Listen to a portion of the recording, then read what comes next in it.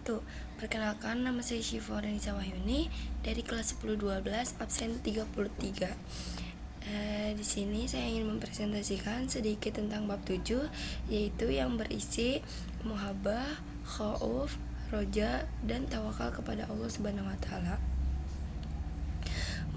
Mahabah yaitu berarti cinta kepada Allah, dan mahabbah merupakan prinsip yang menghubungkan hamba dengan Tuhannya. Ciri-ciri mahabbah kepada Allah Subhanahu wa taala yaitu yang pertama ada mematuhi perintah Allah Subhanahu wa taala, yang kedua membenci sikap yang melawan kepada Allah Subhanahu wa taala, yang ketiga berserah diri kepada Allah Subhanahu wa taala, dan yang terakhir yaitu mengosongkan hati dari segalanya kecuali Allah Subhanahu wa taala. Lalu yang kedua itu ada khauf. Khauf merupakan sikap mental yang timbul karena kurang sempurna pengabdian kepada Allah Subhanahu wa taala. Khauf juga bisa diartikan sebagai rasa takut terhadap dosa yang telah diperbuat. Ciri-ciri khauf yaitu merasa cemas atau gelisah terhadap sesuatu yang belum diketahui dengan pasti. Lalu yang kedua itu merasa takut atau khawatir jika Allah Subhanahu wa taala tidak senang, dan yang ketiga itu merasa takut jika Allah Subhanahu wa taala melupakannya. Lalu yang ketiga itu ada roja. Roja yaitu artinya mengharapkan, terutama kepada Allah Subhanahu wa taala. Roja juga dapat diartikan sebagai sikap optimisme yang total.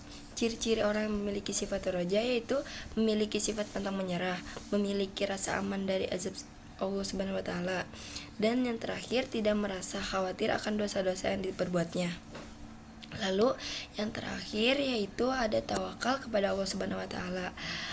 Tawakal kepada Allah Subhanahu wa taala adalah sikap berserah diri sepenuhnya kepada Allah setelah melakukan usaha maksimal.